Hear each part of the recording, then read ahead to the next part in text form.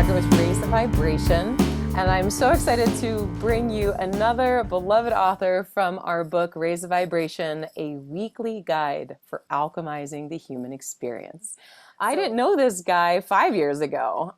We met him, Anthony and I met he and his beautiful wife, Angela, while we were on tour with Raise the Vibration. Many of you know that we did a 50-city tour from 2017 to 2019 all around the country, and taught at hospitals, yoga studios, community centers, all different ways to raise your vibration and helping people reframe trauma and deal with pain in a natural, more empowering way. So we just happened to rent their Airbnb and fell in love with this couple. We had such a blast. I mean, we'll never forget that night. And the delicious dinner we just enjoyed on the back porch with you all. It was so much fun. I'll never forget that. Yeah, it was worth Yeah. finding you in Colorado, just to, find you on your turf after you stayed with us on Oh, that was ours. so cool. That was Yeah. so cool when you guys came into town and we had that delicious Italian meal. Oh no, I need to eat lunch. I think my stomach is grumbling. But it's so great to have you. I'm so excited for everybody to also meet you and just kind of get more of an idea of what you do, because it's beautiful and it's wonderful in the world. And this story is very unique that you contributed to the book. So before we get into the story, I just want you to tell our viewers a little about you, whether they're watching it live or in replay, and tell us, what your background is and what you're up to. Okay, so and just to, is this like the 2-minute version, the 3-minute version, or Well, I do want your because I whole can life story, really, from you were born. And no, the whole interview is about 20 minutes, so a few minutes. exactly. Yeah, Yeah. So, if I just like tell the summarized version in degrees, it's like I went to yeah. public school here in Lubbock, Texas, where we are now. Graduated Lubbock High in '97, and then went to my first private school at Duke University and graduated in 2001. And that was, just all kinds of cultural shifts and like, why does Mm. everybody self-segregate? Like, I don't understand. And then I went, Yeah, worked as an especially with such artist. a small town in Lubbock, right? I mean, it's everybody's kind of together.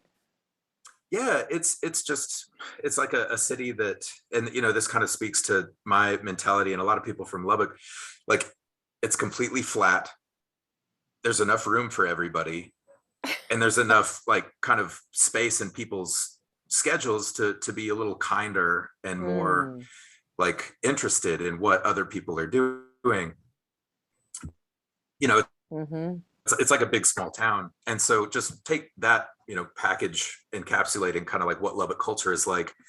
And as I was an artist in Durham, very much about community, working, I was one of the first visual art majors to graduate from Duke So University, and cool. just really passionately like wanted to, produce visual artwork as well as writing and directing theater and film, and got to produce a feature-length film with some funding from Duke, doing editing as a part of Free Water Films, which required us to use some 8mm film that we digitized, Cool. edited, and then we had like a film screening at the Carolina Theater in Durham, and it was awesome. I was like, this is what I want to do with my life. It was absolutely like fully activated human, just like really loving life. A lot of that was filmed at a nightclub for gay, straight, black, white, young, old, like really cool 4-story club that like each level was a different scene in the movie.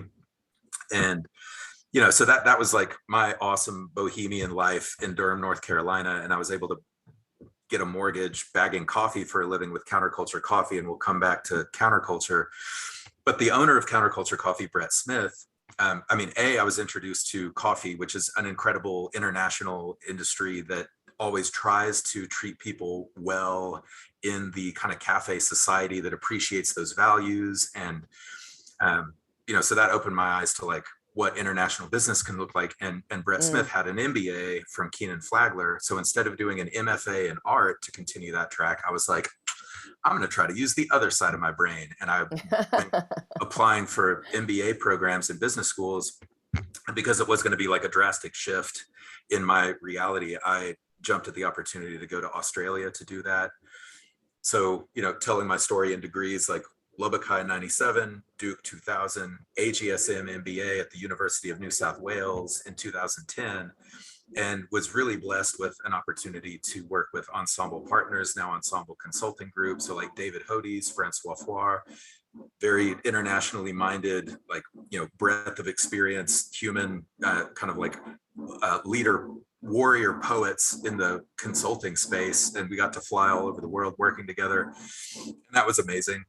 And that kind of, got my entrepreneurial gears turning. And, I saw a lot of opportunity and ended up creating a business called Line Brand. So as an artist, I was Lineist, and then Lineist became Line Brand because, like, is it easy to search for? Is it easy to spell? Can Yeah, people exactly. identify with what the brand represents as something that it does?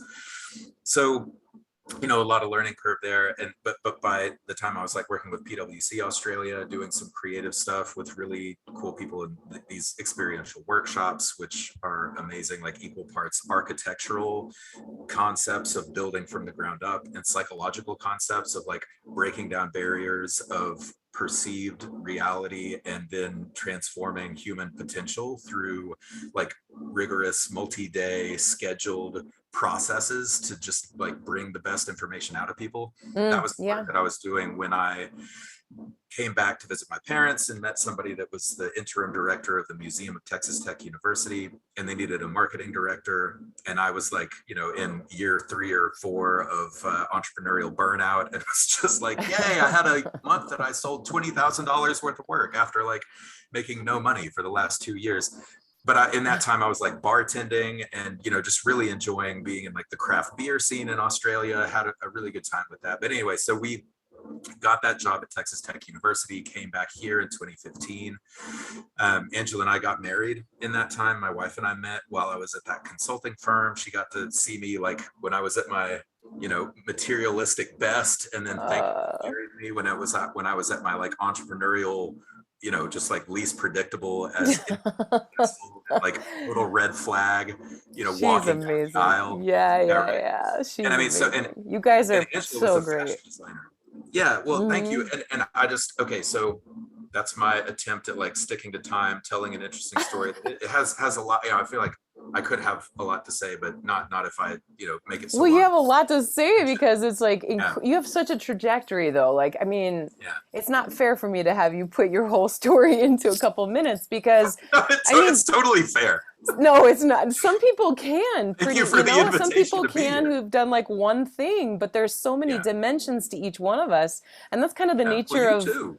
Thank you. Well, I don't get bored. I'll just say that much. But that's like the nature of why I asked you all to write your stories, is because I know amazing people, and I think if we look deep enough within each person has a story and such wisdom if they only allow themselves to explore that and own that. And you've had such a trajectory around the world with different left and right brained foci. Like you've done so much to be able to kind of live life and ride the rapids of whatever the adventure is that you're on. And now I just want to also say before we kind of move on to your story is that you also have a brick and mortar now since we met you in Lubbock and absolutely fell in love with that community. If you have not been there, you have to go, and you have to go visit. Tell us about your place. So yeah, in the spirit of long story short, like there was 2 to 3 years in my life where I was on 2 different PhD tracks, thinking that I would, at first be able to get a PhD and teach entrepreneurship at the university level. Turns out entrepreneurial faculty are not very entrepreneurial, so it was not a cultural fit. But there's no surprise there. I mean, academics work really hard, but it's not entrepreneurial. It's a very rigorous, like systematic, bureaucratic process of getting published. And I totally value that, knowing what it looks like on the inside. Finally got out of academia in 2020, and that was fun. I was like the first class to graduate in the pandemic, and that was wow. But so I got a master's in media and communication from Texas Tech University. The College of Media and Communication is amazing. Such amazing faculty. The faculty there are very entrepreneurial. Like a lot of them I run into just out and about, at Alamo Draft House, like the kind of sit down. Oh yeah. Food and cinema at the same time. Love that place. Yeah, beer, food, and movies all in the same seat. But yes, please. With that, yeah, I know, right? With that, we, really enjoyed working in the restaurant scene. So while I actually worked at Alamo Draft House to kind of get out of the academic, political, bureaucratic, just kind of didn't want it to be all consuming. And that got us into working in hospitality. In Lubbock, Angela was after being a fashion designer in Australia, which like Angela should deserve all of this time that I have on this, Instagram live. But her story is She's amazing. amazing. She's Yeah, amazing. she was a fashion designer in Australia, won a coveted scholarship to go to Italy for a year. And Mm. while she was on scholarship in Florence studying fashion design, a few years earlier, I had been in Florence doing a study abroad, spending my dad's money with no shame and slowly building character to try to be the man worthy of Angela marrying Aw, me. yeah. So Angela was this fashion designer from Australia in Lubbock and did amazing like tailored coats for women. And Amazing. after she had done tailored skirts and coats and dresses for all the female doctors in Lubbock that could afford it, it's like that market kind of dried up, and she Yeah. found that her skills as a pastry chef were more appreciated, and she was the pastry chef at La Mm. Serena when it opened, an amazing mother-daughter team with Kat Traxler, who has a Oh yeah. really amazing track record that you met. Yeah. Oh yeah. I And mean, we ate there, and I can tell you yeah. firsthand, if you have not tried the desserts that she has made, you are missing out. You're not living. You got to go down there and try them. So you guys have a place now to feature that as Yes. well. Yes. Yeah. Yeah. And then, I don't know what part of the long story I'm leaving out to just say, yes, Nashville Cafe. We now have Nashville Cafe at 1212 Avenue K.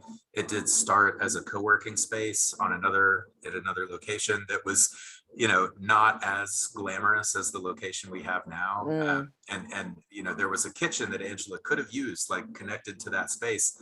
And, somewhat thankfully, like she was like, no, like not interested at all. Like it looks like a Mm. bombed out, post-apocalyptic. Well, it was an old place called the Burger Barn. Like it Um, looks like a barn. And she was like, no, I'm not baking what Nashville is, capable of out of like an old burger oh. barn. So we found Nashville. We opened in November last year, 2021. And yeah, it's Angela's now kind of managing that space while I just kind of loving Mm. working in technology and in industries that I'm a futurist, so I Yeah. found that the fiber optic industry and telecommunications is just, I mean, I'm a huge Google fan forever, and Google Fiber is a really cool aspect of how they go into communities and improve technological infrastructure. But Lubbock, Texas may never have Google Fiber, and especially not now, because Vexus Fiber, where I work as a business account executive, setting up businesses like Nashville that has Vexus Fiber for our internet, Mm-hmm. um, on this like brand new backbone of telecommunications infrastructure for internet and phone service that is edge for the next 2 decades. And that is kind of like a big part of my story now. I've kind of found, I feel like the first, kind of adulting job that fits my worldview and kind of priorities to get things in front of people that they will value and Mm-hmm. need on a daily basis.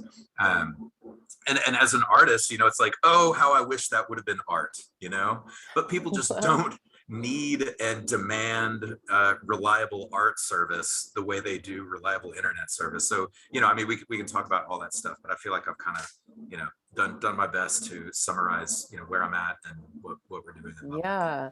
Well, And I think that's an part of it. amazing, yeah, absolutely. And you even get to have an artistic expression through this brick and mortar with having music there and yoga and just creating a space. I mean, take it from me, like I know as well as anybody else what it's like running a brick and mortar in New York City, a spiritual community. Like, I mean, building a community is one of the most beautiful creations we can bring into this world as artists. And I love that you touched on even what you're doing right now with the fiber optics. I guess I don't know too much about that, so I can't wrap my own language around it as beautifully as you, obviously. But I want you to talk about your story, because your story is about the future and what we can live into, and coming into this new age where we are understanding that there are alternative ways to do things, and there are alternative ways to be more sustainable and to pull on the earth's resources more naturally, rather than being overly dependent on one commodity and or resource. And Yes. your story is so appropriate right now. People who are watching are like, what is even happening right now? I'm talking to Jonathan Blackwell right now, who is one of the 52 authors that are featured in a book that is being released in 2 weeks in New York City called Raise the Vibration, a weekly guide for alchemizing the human experience. And Jonathan's story, I asked in March of 2020, when fear was at an all-time high, me as a teacher, a spiritual leader in the community in New York City, I thought, you know what can I do to help?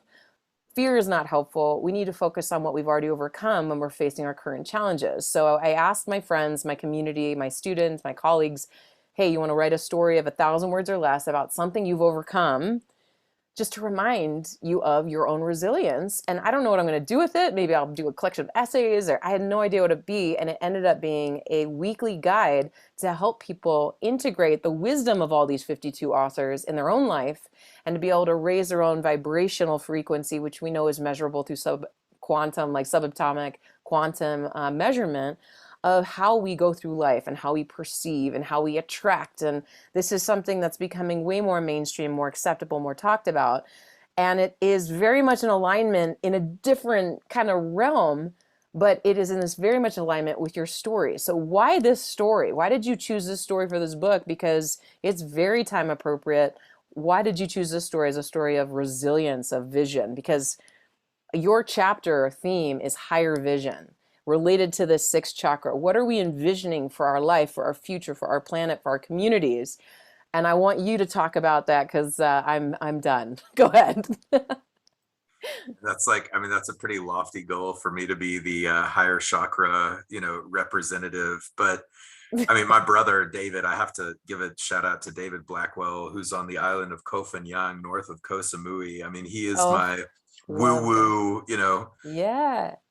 All my life as my older brother, kind of, spiritual guide in some sense. And I mean, he's like, now that I'm back in Lubbock, Texas, which is like conservative Christian Bible Belt, he's like very much off the reservation, but we see eye to eye on like so much stuff and just how to treat people. And you and Beautiful. Anthony are such a, same, just, how we see each other, I feel like is how, the human potential and raising the vibration. So yeah, the story that I, with your very gracious and patient revisions, like editing was necessary.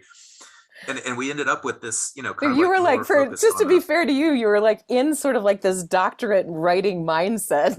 I was like, I don't think a lot of people are going to understand some of the words you're using because he's a brilliant guy, guys. You need to check out what he's doing, and I'll put links because, anyway, so go ahead. Yeah. There were definitely a lot of cited sources in the first draft. Let's put it that way.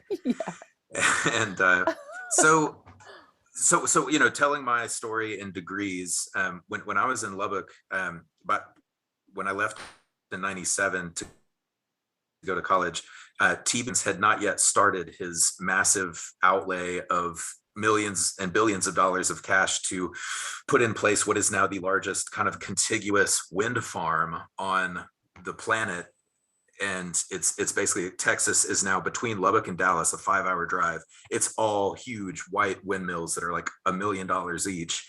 And that's been, going for I've made that drive, by the way. Yeah. And I mean, if you do it at night, you'll think that the aliens are coming in. Like Angela, the first time we did that drive and she was driving at night and I was asleep, she almost like woke me up to be like, Jonathan, there are aliens on the horizon, because it's all just like the red blinking lights. Just red blinking lights. All blinking at the same time. And you're just like, what is happening? But okay, so, and wind power, but also West Texas, Australia have this history of windmills, to be used as pumps, like pump water out of the aquifers underground for farm and ranching use. So windmills as renewable energy, that has some, a good story. But with the degrees that I've had, the Duke degree, I was still very much like in art at that point. But then the master's degree in Australia, my management project was developing a pricing model for the Solar Industrial Research Facility, or SIRF, at the University of New South Wales, or UNSW. And UNSW, because of its photovoltaic engineering program, is kind of like the MIT of Australia. The solar and photovoltaic technology out of that university a lot of the students, grad students, PhD students, had been Chinese nationals that then would go back to China. So basically, all of the solar panels in all of the world with the highest ratings for efficiency came from technology developed at the University of New South Wales and then made its way all over the world. And Fraunhofer Institute in Germany is what we kind of modeled our pricing after. And I was on the phone with people all over the world and like needed classmates of mine from, 60 classmates from over 30 countries at the AGSM MBA for Australian Graduate School of Management kind of helped me with, and I was on a team of really smart people that had worked at Google and, in finance and other industries to help us put this together. But that kind of cut my teeth in just some of what's going on in the world of renewable energy. And then, again, long story short, like we ended up with solar panels on our house. I ended up meeting not who we went with, but a really good solar panel producer and installer who is actually a retired Spanish and French teacher named JD McNutt, and her business is solartechtx.com. But we created Nashwell.solar specifically for her in the vein of doing research in my master's at the Media and Communication College, asking people in a qualitative study, like, what does renewable energy mean to you? What does investment mean to you? And getting at like why people would invest in renewable energy or why they wouldn't. And, so just in all aspects that I've been, really interested in finding out how we can accelerate, just like Tesla's whole mission, to accelerate the adoption of renewable energy, like how we get there and what that looks like. And, so I guess in a nutshell, what I wrote about, and, however much it has to do with the higher chakras, like what renewable energy can do and where we are interfacing with it and, how we can get closer to it. And especially now, with the price of gas, it's like, I'm looking at buying another car because I have a 2-door little zippy, standard transmission, and, Angela's pregnant, due at the end of July. And it's like, okay, maybe like 4 doors would be appropriate.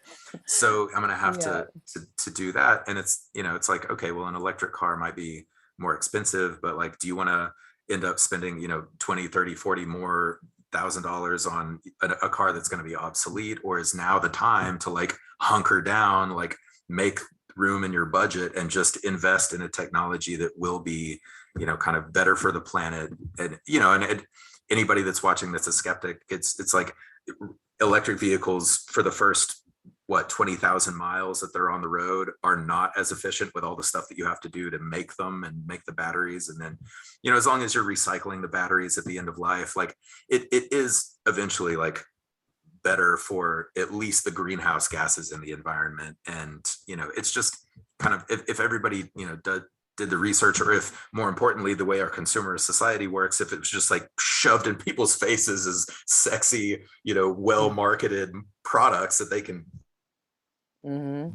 buy and, take pride in, and, and that's kind of where we're at. It's like, how do we get into this stuff? How do we improve the world around us by, going renewable whenever possible? And, I have my experience with that I could speak to, but the more people that have their own experiences, and you're kind of, the way that Google reviews and, reviews and Reddit and everything works, it's we're like crowdsourcing reality. And, the more people that have their individual experiences with this stuff, the more that it'll be trusted, adopted, and, move forward away from fossil fuels and things that are not renewable and not as good for the environment. Sorry, I was going to just say that's why I chose the sixth chakra for you, because the sixth chakra is like our own experiential wisdom, our higher seeing self, the macrocosmic view that we have in a separate, not tapping into that oneness of that seventh chakra, but just our own unique wisdom, our unique offering, our unique perspective. And, there might be people who, obviously there's a million ways to see the world. No, I'd say probably 8 billion or plus, right? We all have a unique view of the world. But what's most important is that we all contribute what we believe is the most beneficial. And it's not going to be for everybody. It's not, but it doesn't mean that you need to get everybody on board before you give your gift. And so in that realm, there might be people who are like, nope, never going to do that and whatever. And that's fine, But why, what do you want people to walk away with from this story? Because it's inspiring that this is a possibility. It already is a reality. And dang, those Tesla cars are very sexy. Obviously, this is not a commercial for Tesla's car, but well done with the designing with that. Mm. But it's also like they're pricey too, so people are trying to figure out what they can afford, especially in a very inflated economy and still inflating as we speak. So, what do you want people to take away from this story? And because it is inspiring, and at the same time, there are people going to see things differently.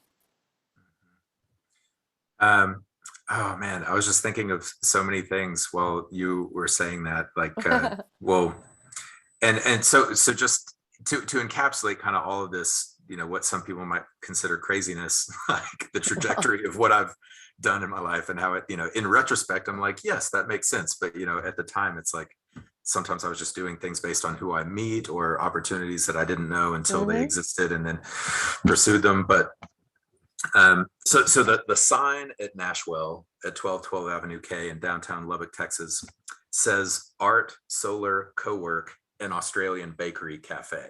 Because it's like, obviously we can't Nice. figure out what we're doing.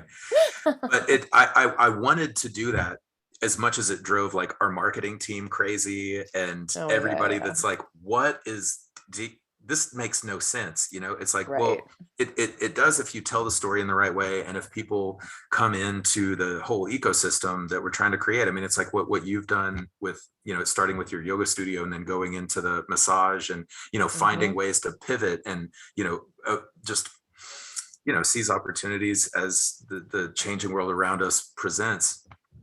And so, I mean, I wanted to be honest to my beginnings as an artist and put art on the side. And then like, we have to always do something with art as the first thing, like start with art and then whatever.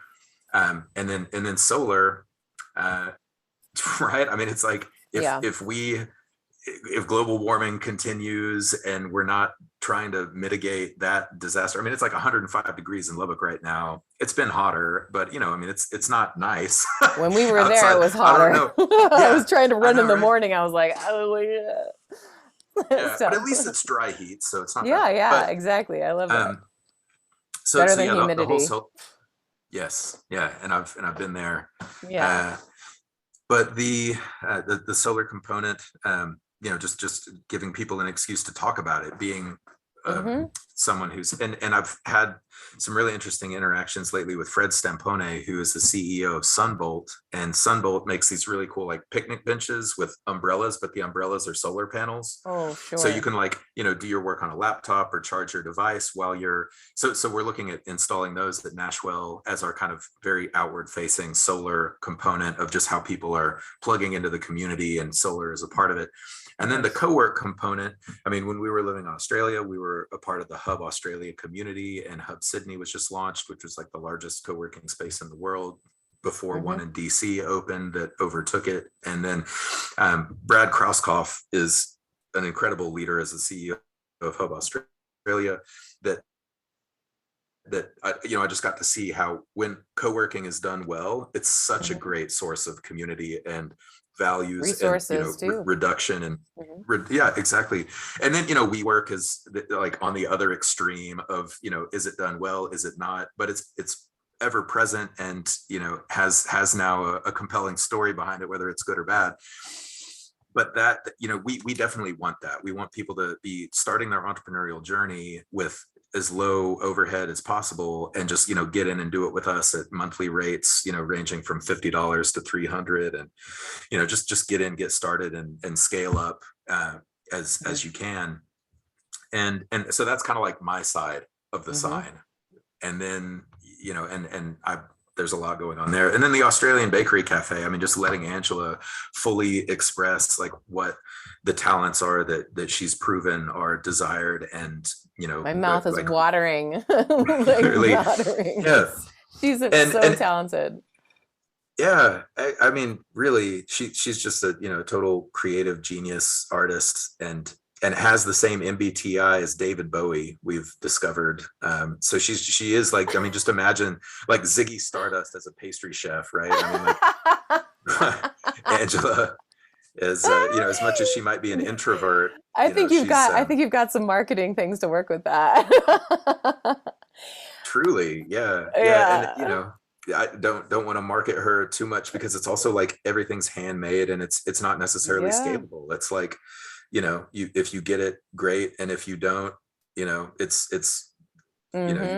you might never have the opportunity. So we're trying to figure out how to get what we do out and about a little bit more on that side of things. But yeah, she's like providing desserts to the West table across the street, which the West family is amazing, and kind of led the entrepreneurial journey in our downtown restaurant scene. And Berkeley Hill Vineyards, the really nice wine room and restaurant on Mm. the other side, like Elizabeth and Chase Hill that run that restaurant, Chef Cameron and Rachel West that run the West table. Just really, really good community in that, Hmm. kind of like circling the wagons in the, downtown of the wild, wild West. And But it kind of feels like that sometimes there. yeah, I could get that sense. And I mean, what you're talking about and what you guys are doing, and not everything is meant to be scaled. Like everybody's like 10x, 10x, and it's like yeah, that's yeah, not always the wisest thing to do, not only financially, but just for way of life. I mean, it's not everybody's goal. If your goal yeah, is to be big as you can be, there's going yeah. to be a cost to that too. There's going to be benefits like anything. And Mhm. I mean, your story, I think, will leave the readers also just wondering, and the journaling prompts that I've created after your story are around like, what Mhm. is your vision that you haven't realized yet, or what's important for you? Like, how do you take this connection that we have to our own higher seeing place, and and live that yourself? And that's going to look different for every person. So, uh, lastly, I just want to ask real quick, like, what was your experience of writing the story? The whole book is filled with 52 authors who have written their personal stories of resilience. And even at the end of the book, there are a few blank pages so that the reader can author their own story.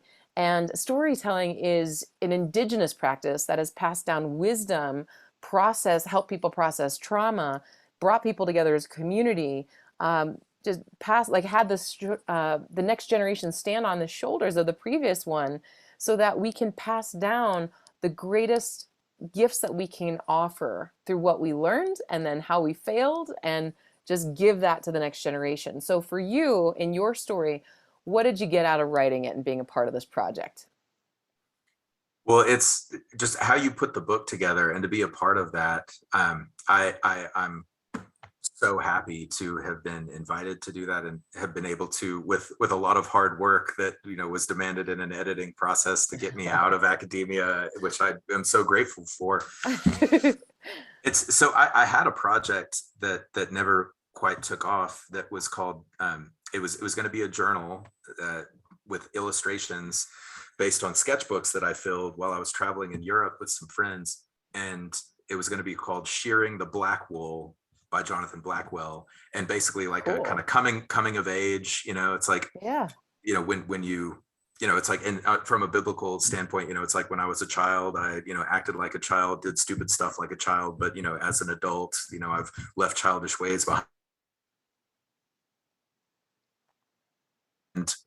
But what happened is I shipped all those journals, but I wasn't like, couldn't afford like better insurance on, and like the journals, I don't know what happened, but like they got, seized on a boat somewhere and never made it to the United Oh States. So I had this man. like so totally sad, like, like artist like wound that Oh traveled with me for a while, where like yeah. all of those journals and like all of these sketches from like all of these places Mm. that I'd been, just like disappeared off the face of the earth. And so I wasn't able to do that project the way I wanted to. And I was just like, man, for a long time. And this, like, the intention was to have blank pages, like, for people to fill it in with their own experience, and Mm. like draw what they see, and just be inspired, because I've been inspired by other artists, and like you and Anthony doing what you guys do, and just I just want to keep doing whatever I need to do to keep getting invited to stuff, You have because an open invitation, my friend. You know that. yeah.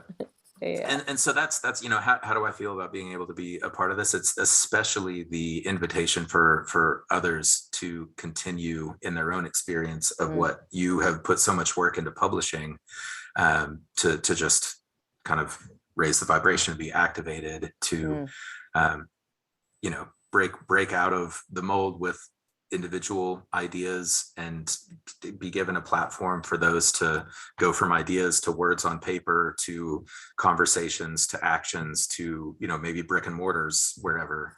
Yeah. That's my hope. And yeah, I'll just keep following what you are doing next and how I can ride your coattails yet again. My friend, you know what, Jonathan is the one who came up with vibrationist. He's the first one who started calling us by the vibrationist. And I thought, that's so awesome, because that's what you do. That's what you do. You're raising the vibration of your community, and even potential for how we use renewable energy. And every single person in this project I can't wait for people to read their stories, because people have told incredibly vulnerable stories, very, very courageous sharing. And all of us in being open with one another and sharing our vision for the world and offering whatever we can, then, you know, we're going to keep making the world not only a better place, but also a place where we feel seen, where we feel free to be ourselves. And also just, we feel hopeful, because going through the dedication for this book is, the first line is, you're not alone, not even close. You're not alone. And that's so important for us when we're going after being an entrepreneur, creating a project of some kind, or even just moving through our day. Those of us who are blessed with great partners, you're blessed with Angela, and I'm blessed with Anthony, that I never take for granted a day in my life. But the communities that we have, just to keep building those vibrationist communities. Maybe we'll just start a religion. You know, come on, let's do it, Jonathan. Well, I mean, honestly, like how the separation of church and state, and we don't necessarily play by those rules very well, based on, I don't know, there's a whole thing there. I know. And that was honestly, when we first met, we just could talk for hours and hours and hours. I know we're way over time at the interview, so I got to wrap it up. But like, I just thank you so much for being a part of this book and doing this interview today, so people get a little bit more into your world. And they want to find you. They look where? Well, you know, if you just search Nashwell, you're either going to get nashwell.us, which I've designed as a website that, you know, basically represents the facade of the building with art, solar, co-work, and Australian bakery cafe and all the pieces. Nashwell.cafe is Angela's website, highlighting her work as the pastry chef and managing director of the Ziggy cafe. Stardust bakery chef. Yeah, Ziggy Stardust bakery chef. And yeah, and then Nashville Co-work's in there, Nashville Solar's in there, Nashville Studio we have kind of in the works as like a Studio 54 style dance club that, like, right now we clear the tables to do yoga every second Saturday, Yeah, which awesome. I just showed you that. Yeah. So yeah, just, you know, if you search Nashville, you'll be very confused but overwhelmed with all the things going on. There's well, that's the part of your artist, right? I mean, just being creative. Mhm. So yeah, so keep living your passion, my friend, and everybody out there, keep raising the vibration. And thank you so much again for joining me today. You're so awesome and dear, dear friend. And you're welcome to Colorado anytime. Thanks. And I mean, you might find me in New York. So, release party 2 weeks. All right. Thank you so much for all of you who are watching. Thank you, Jonathan. Until next time, keep raising the vibration. All right. Bye, everybody.